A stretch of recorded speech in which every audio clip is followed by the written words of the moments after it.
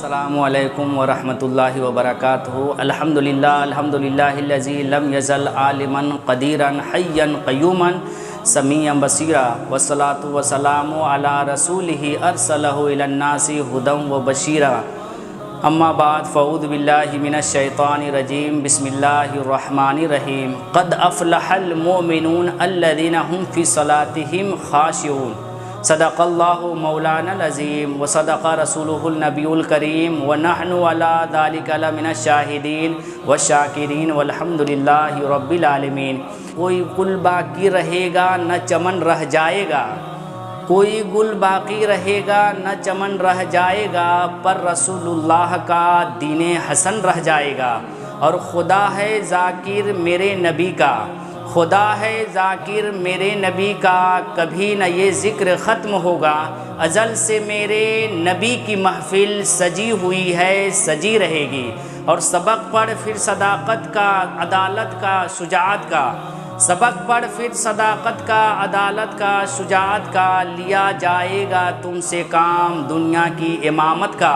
اور جس طرف چشم محمد کے اشارے ہو گئے، جس طرف چشم محمد کے اشارے ہو گئے، جتنے ذرے سامنے آئے ستارے ہو گئے۔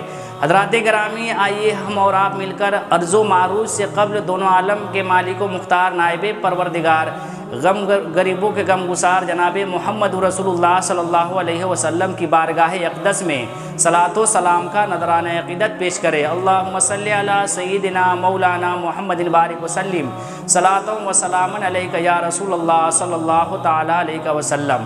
حضرات گرامی، ابھی میں نے جس آیت کریمہ کی تلاوت کی ہے، اللہ تبارک و تعالی ارشاد فرماتا ہے قد افلح المؤمنون الذین هم فی صلاتهم خاشعون، کہ وہ مومن نجات پائیں گے جو اپنی نماز خشوع اور خضوع کے ساتھ ادا کرتے ہیں۔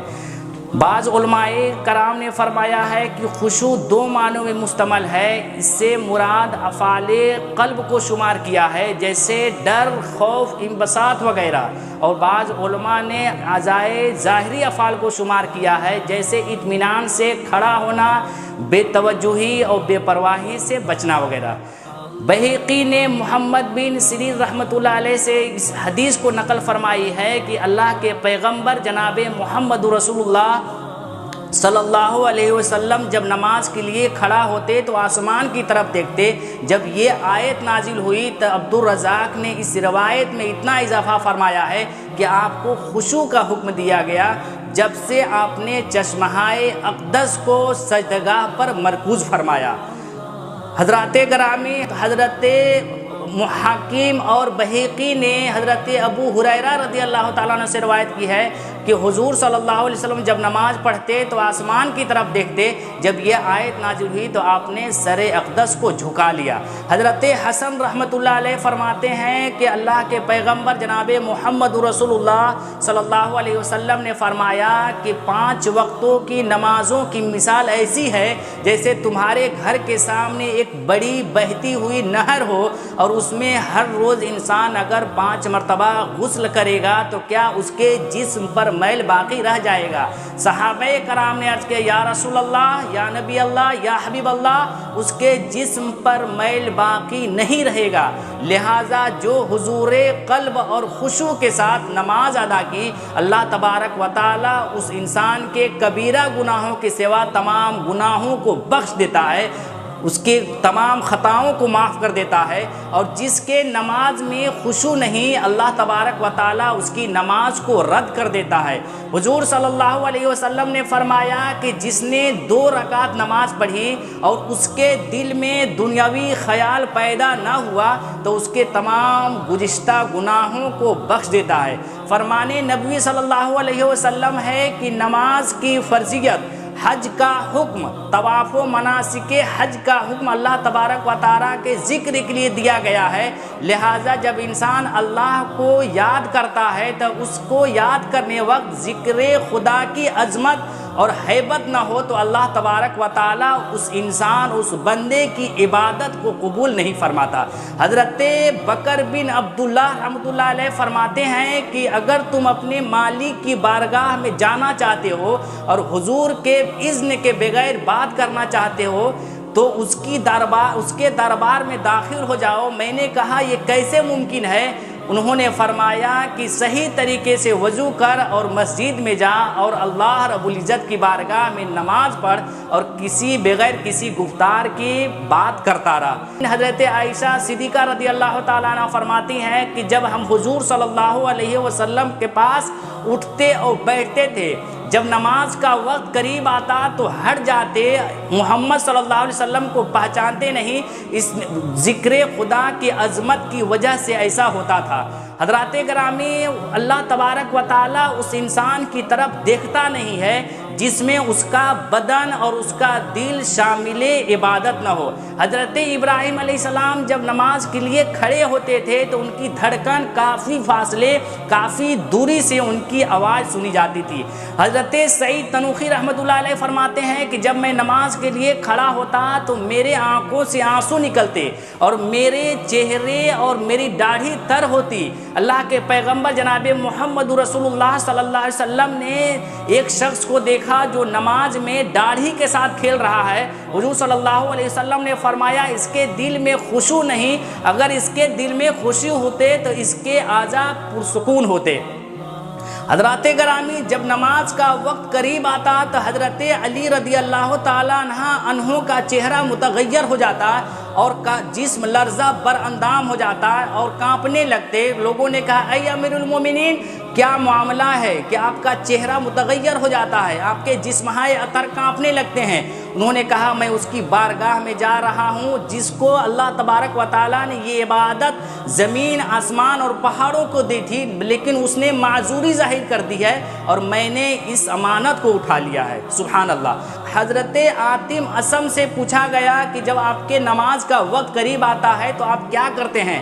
انہوں نے کہا کہ میں صحیح طریقے سے وضو کرتا ہوں اور اس جگہ پہ جاتا ہوں جہاں نماز پڑھتا ہوں۔ جب میں اپنے اعضاء کو پرسکون پاتا ہوں، صحیح طریقے سے پاتا ہوں، تو اللہ کی بارگاہ میں کھڑا ہو جاتا ہوں اور کعبہ شریف کو سامنے تصور کرتا ہوں، ملک الموت کو پیچھے تصور کرتا ہوں اور پل صراط کو قدموں کے نیچے جانتا ہوں، جنت کو دائیں طرف اور جہنم کو بائیں طرف، اور اس طرح سے اس نماز کو اپنی زندگی کی آخری نماز سمجھ کر اس خوف و امید کے ساتھ دل سے تصدیق کرتے ہوئے اللہ اکبر کہتے ہوئے کھڑا ہو جاتا ہوں اور ٹھہر ٹھہر کر تلاوت کلام اللہ، قرآن کی تلاوت کرتا ہوں اور تواضع کے ساتھ رکوع کرتا ہوں اور خشوع کے ساتھ سجدے کرتا ہوں، پھر قرآن پاک کی تلاوت کرتا ہوں، بائیں پیر پر بیٹھ جاتا ہوں اور دائیں پیر کو اٹھا دیتا ہوں اور اس طرح سے اللہ کی بارگاہ میں نماز پڑھتا ہوں۔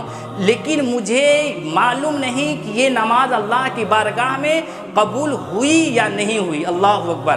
حضرات گرامی، حضرت ابن عباس رضی اللہ تعالیٰ عنہ فرماتے ہیں کہ جس نے 2 رکعت خشوع خضوع کے ساتھ نماز پڑھی، سیاہ دل والے انسان کی ساری رات کی عبادت سے افضل ہے۔